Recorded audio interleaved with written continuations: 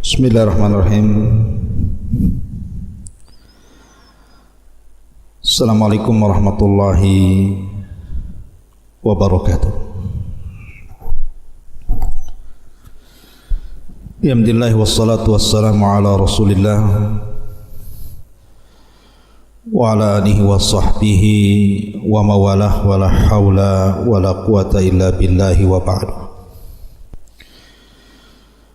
Qala Allahu azza wa jal, ya ayyuhalladzina amanu taqullaha haqqa tuqatih wa la tamutunna illa wa antum muslimun. Wa qala sallallahu alaihi wasallam, man salaka tariqan yaltamisu fihi ilma sahhalallahu bihi tariqan ilal jannah. Ma'asyiral muslimin yang dimuliakan Allah Subhanahu wa taala, dan pembahasan di sore hari ini kita akan mengupas tentang rahasia di balik harta Qarun.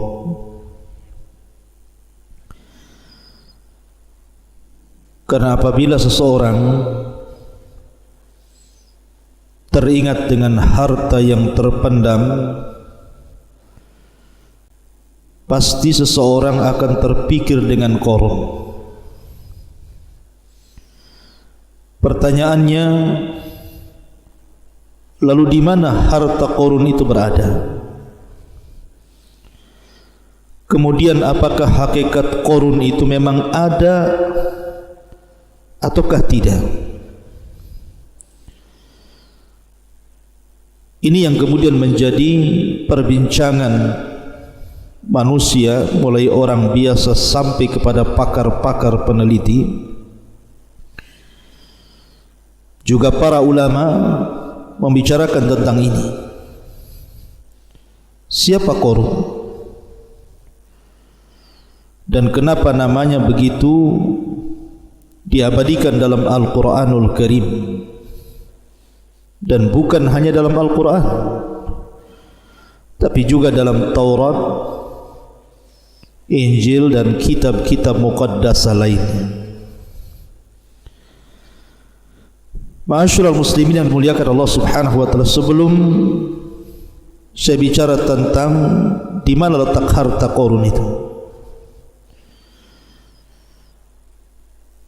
maka kita akan menjelaskan sedikit tentang biografi siapa Qarun. Walaupun ini sering saya sudah ulang-ulang di beberapa kajian kita ketika membahas qasasul Quran. Ma'asyiral muslimin yang dimuliakan Allah Subhanahu wa taala, Qarun ini namanya Qarun ibn Yashur ibn Qahith. Dan Qahith ini adalah ayah daripada Imran,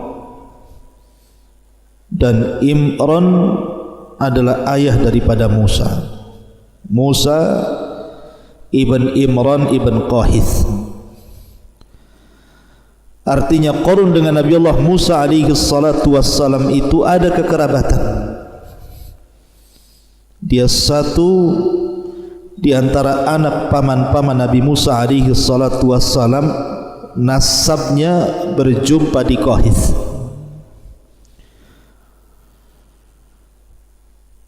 Ma'asyiral muslimin yang dimuliakan Allah azza wa jalla, itu berdasarkan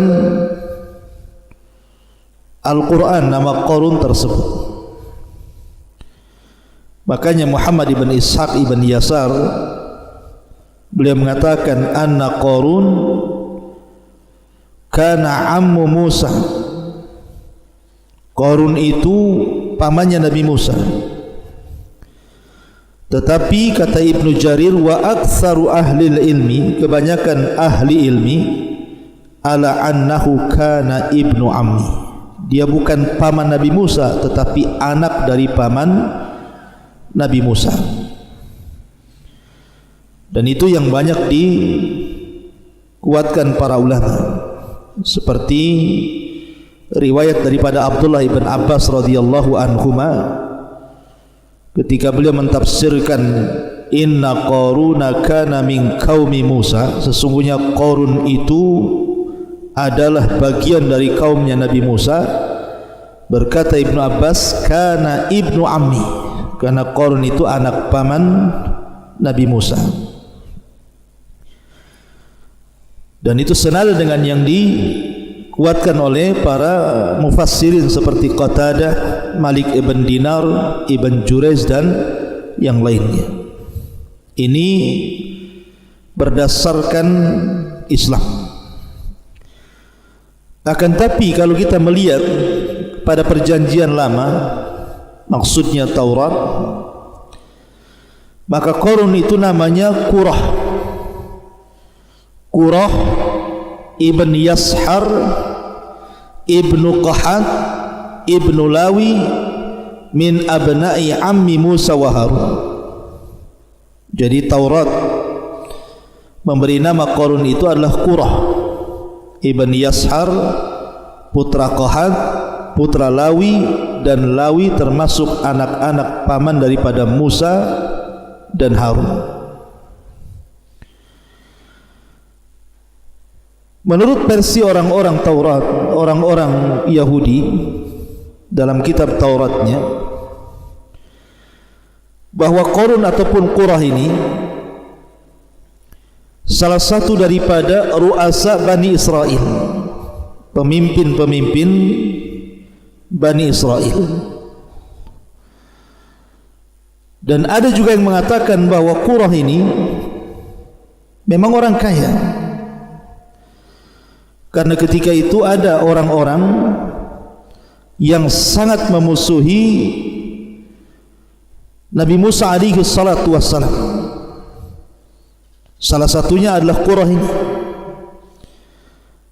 karena melihat bahwa Musa dan Harun itu orang miskin. Kenapa pula kemudian diturunkan kepadanya kenabian? Harusnya kenabian itu diberikan kepada orang-orang kaya semisalnya. Kenapa diberikan kepada Nabi Musa dan Harun? Dari situlah maka kemudian hasadlah Qurah ini.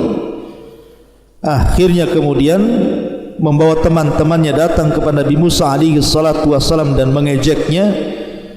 Maka Musa pun kemudian marah. Akhirnya kemudian Musa pun mengatakan kepada Qurah alias Qarun dan juga kawan-kawannya seperti Dasar, Abira, Aun bin Farid dan yang lain yang disebutkan dalam kitab-kitab itu. Kata Musa, karena kalian sudah lancang kepadaku, maka tunggulah azab akan menimpa kalian. Maka di hari ketika azab itu akan ditimpakan kepada Qurah ini, maka Allah memerintahkan Musa untuk membawa orang-orang yang beriman menjauh dari istananya. Maka disitulah kemudian wa khasafna bihi wa bidarihil ardh. Allah tenggelamkan istananya seorang-orang yang dalam tanah. Itu versi Taurat. Tapi versi Islam justru terbalik, bahwa Qarun ini adalah orang miskin. Dan dia meminta kepada Nabi Musa alaihi salatu wassalam agar diberikan rizki yang banyak dari Allah subhanahu wa ta'ala. Maka akhirnya kemudian Qarun pun yang tadinya fakir dari fuqara Bani Israel, bahkan dia seorang mukmin dengan Nabi Allah Ya'qub, bahkan dikatakan sebagai munawwir, di mana wajahnya bercahaya karena dia memiliki suara indah ketika membaca Taurat,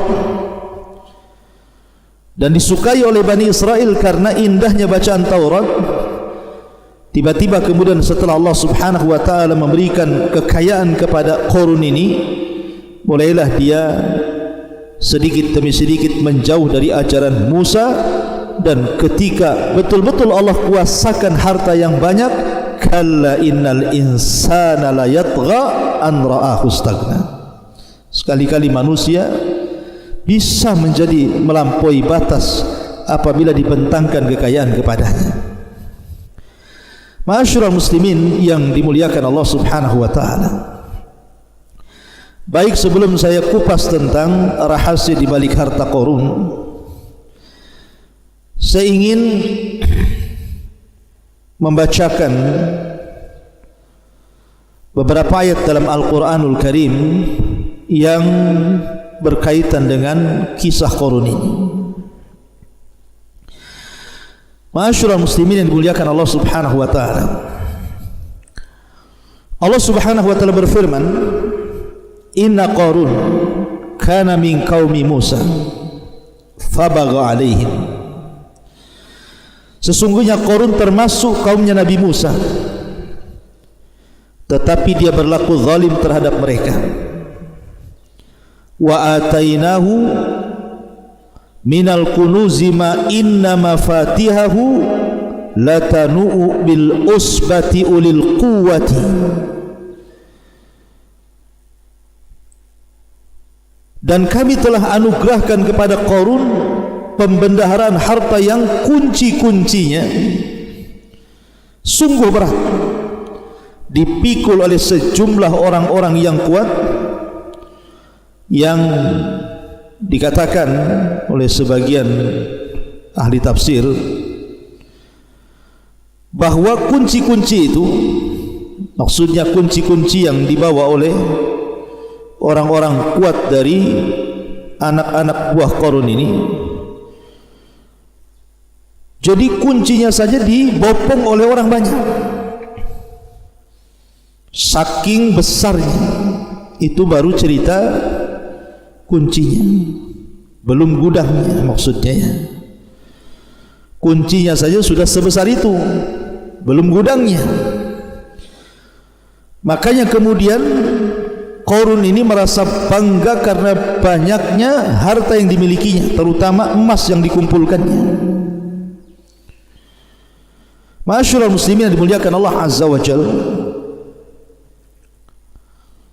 Kemudian Allah Subhanahu wa taala katakan dalam ayat selanjutnya, "Idz qala lahu qaumuhu la tafrah innallaha la yuhibbul farihin." Ketika kaumnya berkata kepadanya, maksudnya orang-orang yang berakal, mengingatkan Qarun ini, janganlah engkau berlaga sombong. Sungguh Allah tidak menyukai orang-orang yang membanggakan diri. Wabtaghi fima atakallahu daral akhirah wa la tansa nasibaka minad dunya. Dan carilah pahala negeri akhirat dengan apa yang telah Allah anugerahkan kepadamu. Wa ahsin kama ahsanallahu ilaik. Tetapi janganlah kamu lupakan bagianmu di dunia dan berbuat baiklah kepada orang lain sebagaimana Allah telah berbuat baik kepadamu. Ilaika wala tabghil fasada fil ardi innallaha la yuhibbul mufsidin. Dan janganlah kamu berbuat kerusakan di bumi, sungguh Allah tidak menyukai orang-orang yang melakukan kerusakan. Artinya Qarun ini sudah dinasihati oleh orang-orang yang berakal, jangan sombong. Allah tidak suka orang sombong. Carilah dengan kekayaanmu itu negeri akhirat, dan jangan lupakan dari sebagian urusan dunia. Berbuat baiklah sebagaimana Allah telah berbuat baik kepadamu, dan jangan melakukan kerusakan di permukaan bumi. Allah tidak suka dengan orang-orang yang merusak. Jadi indah sekali nasihat ini kepada Qarun. Tapi Qarun ini justru merasa sombong dan mengatakan, qala innama utituhu ala ilmin inni. Subhanallah. Qarun berkata, sesungguhnya aku diberi harta ini semata-mata karena ilmu yang ada padaku. Sebagian para ulama mengatakan sebenarnya Qarun jadi kaya itu dari mana kekayaannya? Kenapa kemudian Qarun ini dibicarakan umat satu dunia, Yahudinya, Nasraninya, Islamnya, semua berbicara tentang harta Qarun, tentang kekayaan Qarun. Kok bisa Qarun itu jadi kaya raya? Ada yang mengatakan bahwa asal kekayaan Qarun itu karena Qarun itu menguasai Ismul A'zam, nama-nama Allah Subhanahu wa taala yang sangat agung. Seperti dalam nama Asmaul Husna dalam Islam itu kan ada Asmaul A'zam, ada yang mengatakan Al-Hayyu Al-Qayyum, ada yang mengatakan Allah. Pokoknya disembunyikan mana satu dari 99 nama ini. Nah, Qarun ini menguasai betul Asmaul A'zam ini, sehingga Asmaul A'zam itu maksudnya kalau orang berdoa pasti dikabulkan. Sehingga karena dia menguasai Asmaul A'zam, seperti kalau kita membicarakan tentang Bal'am ibn Ba'ura, itu juga sama menguasai Ismul A'zam, di mana kalau berdoa mustajab, tidak mungkin ditolak. Lah dengan sebab Qarun menguasai Ismul A'zam itulah dia meminta kepada Allah untuk menjadi kaya raya, dan Allah kabulkan. Namun setelah itu dia kufur nikmat kepada Allah Azza wa Jalla. Walaupun pendapat ini tentu dibantah oleh para ulama, karena Ismul A'zam itu diperuntukkan bagi orang-orang yang beriman, bukan orang-orang kafir seperti Qarun. Kemudian yang kedua, Qarun ini dianugerahi oleh Allah Subhanahu wa taala tentang ilmu kimia. Dia bisa merubah dari sesuatu yang tidak berharga menjadi berharga. Bahkan bahasanya pasir aja bisa dibentuk jadi emas. Bahkan dia membentuk pintunya dari emas murni dan juga kursinya. Tapi pendapat ini pun dibantah oleh para ulama. Maka yang benar apa? Yang benar Qarun kana tajira. Qarun itu jadi kaya karena berniaga, dan dia tujaruz zahab, peniaga emas. Sehingga kemudian lambat laun, dari tadinya Qarun ini orang miskin menurut Islam gitu ya, kalau menurut ahli kitab justru dia sudah kaya. Tetapi kemudian dengan kesibukan berdagang, akhirnya kemudian dia berhasil menjadi orang kaya raya. Dia pun togok melampaui batas, wa takabbara, kemudian sombong kepada Allah Azza wa Jalla. Akhirnya Allah murka kepada Qarun. Jadi itu hasil kekayaan Qarun itu dari tajir. Ma'asyiral muslimin yang dimuliakan Allah Subhanahu wa taala. Kemudian Qarun pun mengatakan, dengan bangganya dia mengatakan, innama utituhu ala ilmin indi. Kemudian Allah katakan, awalam ya'lam anna Allah qad ahlaka min qablihi minal qurun man huwa asyaddu minhu quwwatan wa aktsaru jam'a wa la yus'al an dzunubihimul mujrimun. Tidakkah dia Qarun itu mengetahui bahwa Allah telah membinasakan umat-umat sebelumnya yang mungkin jauh lebih kuat dibandingkan Qarun dan lebih banyak harta dibandingkan Qarun, dan orang-orang yang berdosa itu tidak perlu ditanya tentang dosa-dosa mereka. Ma'asyiral muslimin yang dimuliakan Allah Azza wa Jalla, Qarun ini kan sangat kaya, suka menggunakan pakaian-pakaian yang syuhrah, yang megah, ingin menunjukkan bahwa dia orang kaya. Sehingga dari penampilan Qarun, dari kekayaan Qarun, dari kebun, dari gudang-gudang harta, dari para pelayan, itu menjadikan pandangan manusia kepada Qarun ini, mereka ingin seperti Qarun. Jadi orang-orang fuqara wal masakin apabila memandang Qarun ini, berangan-angan kapan saya ingin seperti Qarun itu. Maka Allah mengatakan, falam fakharaja ala qaumihi fi zinatihi qala alladhina yuriduna alhayata ad-dunya ya laita lana mithla ma utiya Qarun innahu ladzu haddin azim.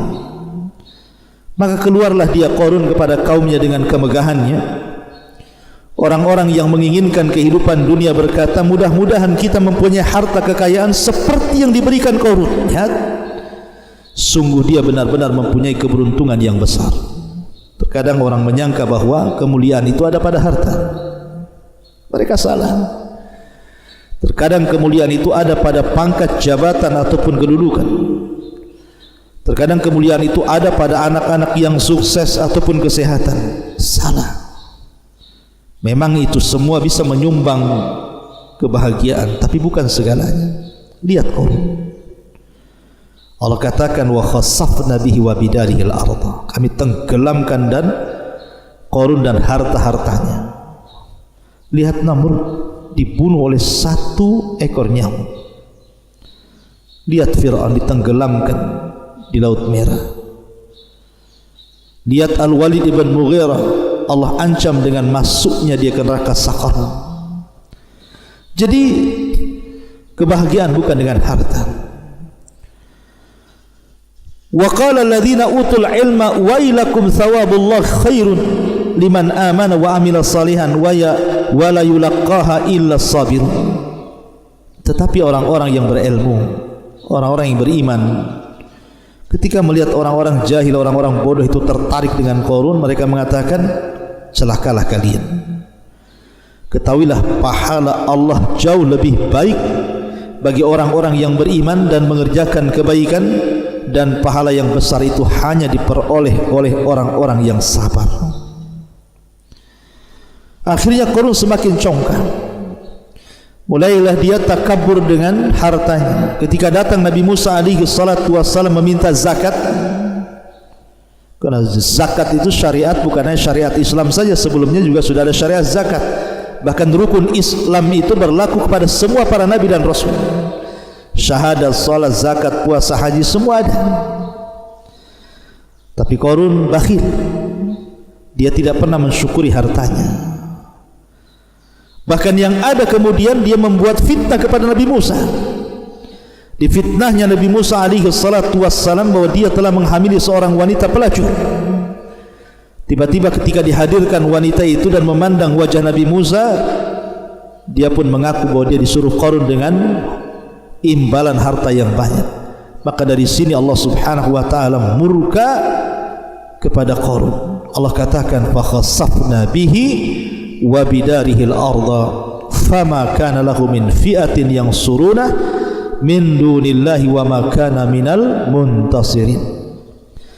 Maka kami benamkan Qarun bersama rumahnya ke dalam bumi, maka tidak ada baginya satu kelompok yang akan menolongnya selain Allah, dan dia tidak termasuk orang-orang yang dapat mendapatkan pembelaan diri. Maka orang-orang miskin yang pada mula-mulanya kalau melihat Qarun itu pengen seperti Qarun, tiba-tiba mereka mengatakan, wa ka'anna Allah yabsutur rizqa liman yasha min ibadi wa yaqdir laula amanna Allahu alaina la khasafa bina wa ka'annahu la yuflihul kafirun. Jadi duhai benarlah kiranya Allah melapangkan rizki bagi siapa yang dia kehendaki di antara hamba-hambanya, dan membatasi bagi siapa yang dikehendaki di antara hamba-hambanya. Sekiranya Allah telah melimpahkan karunia kepada kita, tentu dia telah membenamkan kita pula.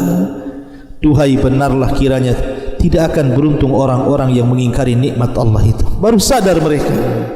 Jadi ketika melihat ada pelajaran besar dari Qarun, baru sadar mereka bahwa bukan itu kemuliaan. Makanya Allah akhiri ayatnya, tilka darul akhiratu naj'aluha lil ladina la yuriduna uluwan fil ardi wala fasadan wal aqibatu lil muttaqin. Negeri akhirat itu kami jadikan bagi orang-orang yang tidak menyombongkan diri dan tidak berbuat kerusakan di bumi, dan kesudahan yang baik bagi orang-orang yang bertakwa. Intinya bahwa Qarun pun diazab Allah. Kemudian dirobohkan semua istananya, semua gudang-gudang emasnya, semua pembendaan hartanya, termasuk juga dirinya. Pertanyaannya, ma'asyiral muslimin yang dimuliakan Allah Subhanahu wa taala, di mana harta Qarun itu? Di mana peristiwa ini terjadi? Ma'asyiral muslimin yang dimuliakan Allah Subhanahu wa taala, sebelum saya jelaskan, kita akan jelaskan dulu sebenarnya peristiwa Qarun, perselisihan Qarun dengan Nabi Musa itu di Mesir ataukah setelah Nabi Musa membawa Bani Israel sampai ke negeri Tih. Kalau versi Taurat bahwa kejadian perselisihan Qarun dengan Nabi Musa alaihi salatu wassalam itu terjadi di Mesir. Karena ada yang mengatakan Qarun itu adalah salah satu dari orang-orang atau wazirnya Fir'aun dan Haman. Dan istilah Taurat namanya Qurah bin Yashar, itu orang dekatnya Fir'aun dan Haman, dan dia orang kaya. Adapun versi Islam bahwa kejadian Qarun dengan Nabi Musa itu setelah hijrahnya kaum muslimin dari Mesir menuju Palestina, maka disitulah terjadi di Ardi Tih. Qarun membangkang perintah Nabi Musa alaihi salatu wassalam, nasibnya sama dengan Bal'am ibn Ba'urah. Kenapa? Karena salah satu laqab Qarun itu Munawwir, Hasanus Saut, suaranya indah ketika membaca Taurat, dan manusia suka dengan Qarun itu karena bercahaya wajahnya, menunjukkan bahwa orang yang membaca Al-Quran itu terang wajahnya. Lah, kita tahu bahwa Taurat bukan turun di Mesir. Taurat itu turun ketika Nabi Musa berada di bumi Tih. Maka dari sini menunjukkan bahwa peristiwa ini terjadi setelah hijrahnya Musa membawa Bani Israel dan menyelamatkan dari kejaran Fir'aun sehingga sampailah di negeri Tih, negeri linglung bahasa kitanya, karena ketika diajak jihad mereka tidak mau. Disitulah peristiwa berlaku. Ma'asyiral muslimin yang dimuliakan Allah Subhanahu wa taala, dalam cerita barat ada lagi bahwa Qarun itu adalah raja Libya, Malik Kuruzus, yang dikenal di barat ini. Kuruzus ini raja Libya yang sangat kaya raya gitu ya, yang konon dia orang yang pertama kali mencetak uang emas. Dialah Qarun itu sebenarnya, tapi ulama Islam menolak pendapat dari barat. Kenapa? Karena Kuruzus ini mati di tangan Qurus Al-Farisi,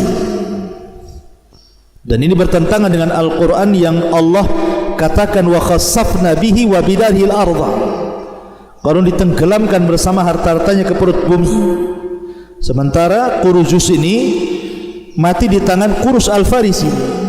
Sehingga apa yang diprasangkakan barat bahwa Qarun adalah Kuruzus ini tidak benar, karena bertentangan dengan Al-Quran dan juga sunnah Nabi sallallahu alaihi wasallam. Ma'asyiral muslimin yang dimuliakan Allah Azza wa Jalla, setelah kita tahu bahwa peristiwanya di Ardi Tih, di bumi linglung ini, lalu terjadi silang pendapat di mana harta Qarun yang ditenggelamkan Allah itu. Ada yang mengatakan bahwa peristiwa itu terjadi di Mesir, terjadi di Kairo, di Mesir sana, di tempat yang disebut Al-Fayyum. Al-Fayyum ini kalau dibuat jarak dari Kairo Mesir sekitar 150 km di barat daya Kairo dan Mesir, Fayyum ini. Karena di situ konon ada runtuhan bangunan yang dipercaya sebagai tempat tinggal Qarun di masa itu, dan tempat itu berdekatan dengan Danau Qarun, atau kurang lebih berjarak sekitar 2 km. Menurut beberapa sumber, bangunan yang masih berdiri kokoh adalah benteng yang dibangun oleh Qarun. Jadi ada yang berpendapat bahwa Qarun itu hartanya dipendam di Fayyum, di Mesir sana. Bahkan Fayum ini menjadi pusat penelitian dunia. Apakah betul di situ pernah terjadi gempa gitu sehingga menghancurkan istana Qarun dan Qarun-Qarunnya sekali gitu ya? Ataukah ada tempat lain selain Fayum ini? Ada juga yang mengatakan bahwa peristiwa ini bukan terjadi di Fayum, tetapi terjadi di Nainawa. Nainawa mana? Di Irak. Disitulah kekayaan Qarun yang kemudian Allah Subhanahu wa taala tenggelamkan ke bumi. Di Nainawa di Irak. Ada juga yang mengatakan bahwa harta Qarun itu ya di bawah sungai Efrat itu. Nabi SAW yang mengatakan bahwa di situ ada pembendarahan emas gitu ya. Tapi ma'asyiral muslimin, Quran ataupun sunnah Nabi SAW tidak menjelaskan secara detail letaknya di mana, kemudian waktunya kapan, karena kelahiran Qarun dan wafatnya Qarun aja tidak dijelaskan. Yang disepakati bahwa Qarun itu hidup di zaman Nabi Musa dan mati di zaman Nabi Musa. Tapi kapan lahirnya, kapan wafatnya tidak dijelaskan. Termasuk tempat ditenggelamkan Qarun dan juga seluruh istana dan kekayaannya tidak dijelaskan. Sehingga kita hanya berpatokan kepada Al-Quran dan Sunnah Nabi SAW karena tidak ada keterangan yang jelas dari Quran Sunnah tentang letaknya di mana. Sehingga kemudian manusia menerka-nerka, ada yang mengatakan di Fayum di Mesir, ada yang mengatakan di Nainawa Irak, ada yang mengatakan di Efrat gitu dan begitu seterusnya. Yang jelas bahwa kemungkinan bisa terjadi. Yang jelas bahwa Qarun pernah ditenggelamkan bersama hartanya. Di mana harta itu berada, wallahu a'lam. Itu yang paling selamat, wallahu a'lam. Ma'asyiral muslimin yang dimuliakan Allah Subhanahu wa taala, maka kita tidak bisa memastikan keberadaan harta Qarun yang terpendam di dasar bumi itu. Tapi yang jelas bahwa Al-Quran ketika menceritakan sebuah kisah, yang paling inti itu bukan bicara tentang tahun kelahiran, tahun wafat, di mana kejadian, di tempat mana, bukan itu. Tetapi ketika Allah menceritakan sebuah kisah itu untuk diambil fawaid dan juga ibrah. Lalu apa yang kita bisa ambil, kita petik dari pelajaran kisah Qarun ini? Yang pertama, al-malu yakunu fasadan wa wabalan ala sahibihi idza lam yastakhdimhu fi ta'atillah. Namanya harta itu akan menggiring manusia kepada kerusakan bagi pemiliknya kalau tidak digunakan di jalan Allah. Makanya ada istilah sabda Rasul, malun salih li rajulin salih. Harta yang baik itu kalau yang megang orang baik. Tapi harta bisa jadi jahat kalau yang megang orang jahat. Yang kedua, kasratul mal laisat dalilan ala mahabbatillah wa ridha anil abdi. Banyaknya harta itu bukan dalil seseorang itu mendapatkan kecintaan Allah dan keridhaannya, tidak. Karena ada salah persepsi dari masyarakat, kalau harta banyak, Rabbi akraman, oh Rabbku sedang memuliakanku. Tapi kalau disempitkan rizkinya, dia pun mengatakan Rabbi ahanan, oh jangan-jangan Rabbku sedang merendahkan diriku. Bukan itu. Kenapa harta bukan dalil orang itu dicintai Allah? Karena harta itu bersyirikat, mukmin kaya, kafir juga kaya. Abu Bakar kaya, Utsman kaya, Abdurrahman bin Auf kaya. Tapi Abu Jahal juga kaya, Abu Lahab juga kaya, Umayyah juga kaya, Sulaiman kaya, Namrud juga kaya, Qarun juga kaya, Fir'aun juga kaya. Artinya kekayaan itu bersyirikat antara mukmin dan kafir. Lalu apa kemuliaannya kalau bersyirikat? Maka bukan menunjukkan kecintaan Allah dan ridhanya. Yang ketiga, kufrun ni'matillah, bahwa kufur terhadap nikmat Allah Subhanahu wa taala sababun fi ta'jilil uqubati fid dunya wal akhirah. Bisa menjadi penyebab disegerakannya siksa di dunia bahkan sebelum akhirat. Seperti Qarun, di akhirat sudah jelas tuh, di dunia sudah diadab. sebabkan kufur nikmat. Kemudian yang keempat, Allah yuqaddar al-arzaq li hikmatin balighah. Terkadang Allah menyempitkan rezeki kepada seseorang itu karena ada hikmah yang jelas. Karena terkadang kalau ada orang itu dikayakan menjadi dia kufur makin kufur, ataupun orang dimiskinkan menjadi kufur. Jadi Allah itu terkadang ada maslahat besar. Jadi bersyukurlah. Kemudian yang kelima, al-mal ardun zail wa mata'un mufar. Harta itu benda yang akan hilang, yang akan berpisah dari kita. Makanya ulama mengatakan hakikatul mal at-tajmi' wa tafriq. Hakikat harta itu kita kumpulkan, habis itu kita tinggalkan. Anda bekerja dari 20 tahun, 30 tahun, 40 tahun, sekarang sudah 60 tahun, sudah punya rumah, punya kebun, punya ATM, punya rekening, punya ini, punya itu, tiba-tiba besok mati karena corona. Dibawa harta Anda ke dalam kuburan? Tidak. Yang berpisah pertama daripada harta kita. Setelah keluarga mengantar ke kuburan kemudian meninggalkan, baru keluarga kita. Setelah itu ribut warisan kita.